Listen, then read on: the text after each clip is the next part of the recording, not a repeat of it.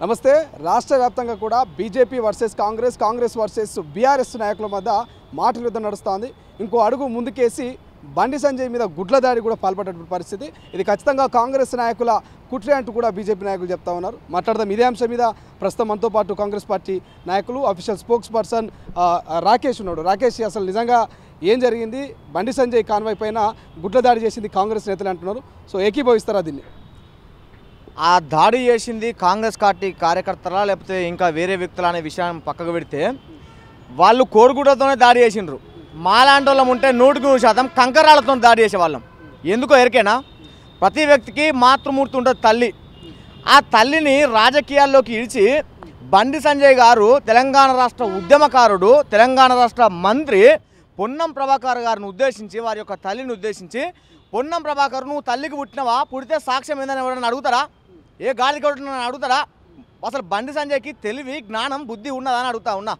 ఈ విధంగా తల్లులను, భార్యా పిల్లలను, అక్కా చెల్లెలను రాజకీయాల్లోకి ఈడ్చి రాజకీయాలను ఎందుకు ఈ విధంగా భ్రష్టు పట్టిస్తారని చెప్పి నేను అడుగుతా ఉన్నా. ఈ విధంగా మహిళలను రాజకీయాల్లోకి ఈడ్చడం ద్వారా భవిష్యత్తు యువ నాయకత్వానికి, భవిష్యత్ తరాలకు ఏ విధమైనటువంటి విలువలు, సంస్కృతి, సాంప్రదాయాలు మీరు నేర్పిస్తారు బండి సంజయ్ గారు?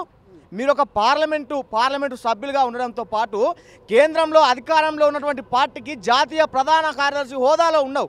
ఇట్లా నువ్వు అనొచ్చునా అని నేను అడుగుతా ఉన్నా. రామరాజ్యం అని అంటాం. ఇలాంటి రామరాజ్యంలో మహిళలను ఉద్దేశించి మాట్లాడే మాటలు ఇవేనా నేను అడుగుతా ఉన్నా. రాజకీయం చేసుకోవాలంటే చేసుకో. బండి సంజయ్ గారు, నువ్వు పొన్నం ప్రభాకర్ గారిని తిట్టాలనుకుంటే నువ్వు తిట్టు రాజకీయంగా. దాన్ని మేము ఎట్లా తిప్పుకోవడానికి తిప్పుపడతాం. తల్లిని ఉద్దేశించి నువ్వు మాట్లాడే మాటలు ఏదైతే ఉందో బేషరతుగా వాటిని వెనక్కి తీసుకో. బండి సంజయ్ గారు, పొన్నం ప్రభాకర్ అన్న వాళ్ళ యొక్క తల్లి కాళ్ళను పట్టుకొని క్షమాపణలు అడుగు. లేకుంటే మాత్రం ఏదైతే కరీంనగర్ పార్లమెంటు పరిధిలో ఉన్నటువంటి నువ్వు పాదయాత్ర చేస్తున్నావో, వచ్చే ఎంపీ ఎన్నికల్లో గెలవాలని నీ పాదయాత్రను అడుగడుగున అడ్డుకుంటాం. ఖచ్చితంగా కోడిగుడ్లు కాదు, ఈసారి మాత్రం 100% పెద్ద కంకుర్రావులను మాత్రం నీ పాదయాత్ర మీ ఇసురు కొడతామని చెప్పి తెలియజేస్తా ఉన్నా. ఎంతకైతే అంతకాయ. ఎందుకు పొన్నం ప్రభాకర్ గారు ఏ ద్రోహం చేసిండ్రు? ఇంతకు ముందుకు హుస్నాబాద్లో పెదకులపైన ఎమ్మెల్యేగా ఉన్నాడు. ఆ పెదకులపైన నువ్వు ఎప్పుడైనా ఒక మాట నువ్వు అన్నావా? ఇవాళ బీసీ సామాజిక వర్గం చెందినటువంటి వ్యక్తి, ఉద్యమకారుడు, తెలంగాణ కోసం ఆ రోజు సొంత పార్టీలో ఉన్నప్పటికీ తల్లి సోనియా గాంధీ గారి కాళ్లకు సాష్టాంగ నమస్కారం చేసి తల్లి తెలంగాణను ప్రసాదించండి, లేకపోతే మేము మనుగడ ఉండదు, మా రాజకీయం ప్రశ్నార్థకం అయిపోతాయని చెప్పి కొట్లాడినటువంటి వ్యక్తి పొన్నం ప్రభాకర్ గారు. ఆ రోజు పార్లమెంట్లో జరిగినటువంటి పెప్పర్ స్ప్రేలో ఆ దాడిలో ఉండి కళ్ళకు పడితే కళ్ళ నుంచి రక్తం కారుతున్నప్పటికీ కూడా జై తెలంగాణ, ఖచ్చితంగా తెలంగాణ బిల్లు పార్లమెంట్లో ఆమోదించాలి అని చెప్పి నినాదించినటువంటి గొప్ప వ్యక్తి పొన్నం ప్రభాకర్ గారు. మరి మీ పార్టీ ఎప్పుడన్నా ఆ బిల్లుకు మద్దతు ఇచ్చిందా?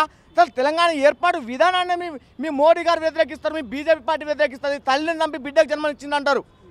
అంటే పార్లమెంటు తలుపులు బంద్ పెట్టి తెలంగాణ బిల్లును ఆమోదించినని చెప్పి మాట్లాడేటువంటి మీరు ఈ విధంగా ఉద్యమకారులకు మీరు గౌరవం ఇవ్వరు, మహిళలకు కూడా గౌరవం ఇవ్వకపోతే మీరు చేసేటువంటి ఈ దిక్కుమాల రాజకీయాలు ఎందుకని మేము అడుగుతా ఉన్నాం. బీఆర్ఎస్ పార్టీ నాయకులు చలో మేడిగడ్డ అంటూ ఉన్నారు. సో మేడిగడ్డకు రండి. ఇక మేడిగడ్డతో పాటు కాళేశ్వరాన్ని కూల్చే ప్రయత్నం చేస్తుంది కాంగ్రెస్ పార్టీ. దాన్ని బట్టబయలు చేస్తాం, తెలంగాణ ప్రజలకు చూపిస్తామంటూ కేటీఆర్ అంటున్నారు. పోతారా మేడిగడ్డకు మీ నాయకులు అన్న? ఒక మాట అడుగుతానా, అసలు మేడిగడ్డ వాళ్ళ ప్రభుత్వంలో ఉన్నప్పుడు కూలిపోయిందా, లేకపోతే కాంగ్రెస్ పార్టీ ప్రభుత్వం ఏర్పడిన తర్వాత కూలిపోయిందా? మీరు ప్రభుత్వంలో ఉన్నప్పుడే మీరు ఏదైతే కాళేశ్వరం ప్రాజెక్టుకు ఎవరైతే నిర్మాణ సంస్థకి ఇచ్చిండ్రో, కాంట్రాక్టర్లు ఉన్నారో, వారి యొక్క అసమర్థత వల్ల, వారి యొక్క నాణ్యత లోపం వల్ల, వారి యొక్క ధనదాహానికి మేడిగడ్డ బ్యారేజ్ అనేది కుంగిపోయింది. 4 పిల్లలు కుంగిపోయినాయి 7వ బ్లాకులోని. అంటే మీరు గవర్నమెంట్ ఉన్నప్పుడు కూలిపోయింది.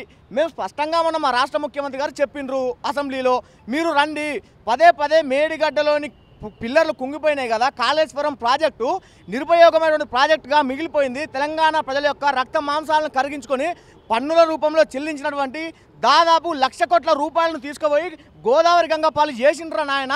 మీ తప్ప మా తప్ప ఎవరు తప్పో తెలుసుకుందాం పారి, అదే నీళ్ళ కడవై కొట్లాడదాం పారి అని చెప్పి సవాల్ విసురితే తప్పించుకో తిరిగినటువంటి తోక ముడుచుకున్నటువంటి ఈ దొంగలు ఏ విధంగా మళ్ళీ రేపు పొద్దుగాల కొత్త దుకాణం పెట్టుకొని చెలో మేడిగడ్డ అని చెప్పి మీరు అంటున్నారు. అదే రోజు రాపోయిండ్రు రాష్ట్ర ముఖ్యమంత్రి గారు సవాల్ విసిరినప్పుడు మీకు ఇప్పుడు వాళ్ళు రమ్మంటున్నారు కదా, ఈ రోజు ఎందుకో పోలేకపోతున్నారు, మీరు మార్చుకుంటున్నా. మరి మేమేమంటున్నాము, ఫస్ట్ టైమే ఆడికి పోయినాం. ఫస్ట్ మేము అక్కడికి వెళ్ళి మీరు చేసినటువంటి లంగతనము, దొంగతనము, ప్రాజెక్టు ఏ విధంగా నిరుపయోగంగా మారిందో తెలంగాణ ప్రజానికానికి స్పష్టంగా చూపించినాం.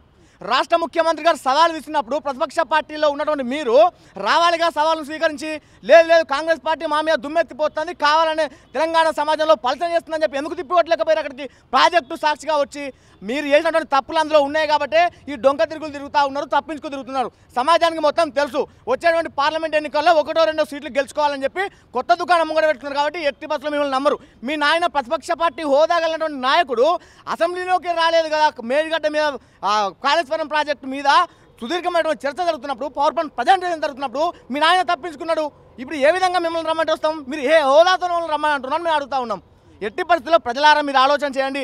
1,00,000 కోట్ల రూపాయల మన యొక్క సొమ్మును తీసుకుపోయి గోదావరి గంగపాలు చేసి మన అప్పులపాలు చేసినటువంటి ఈ దొంగలు చెప్పేటువంటి ఏ మాటను నమ్మొద్దు. వచ్చే పార్లమెంట్ ఎన్నికల్లో కాంగ్రెస్ పార్టీ మీద ఇదే విశ్వాసంతో మీరు నమ్మి ఓట్లేయండి. ఈ గాడికోకులందరినీ చిత్తుగా ఓడగొట్టాలని చెప్పి తెలియజేస్తా ఉన్నాం.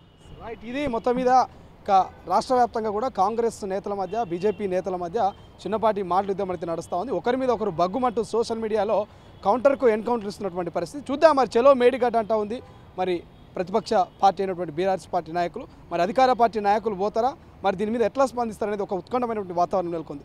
చూద్దాం ఏం జరగబోతుంది రేపటి రోజున. కెమెరా పర్సన్ అజయ్తో శ్రీశైలం, తొలి వెలుగు, హైదరాబాద్.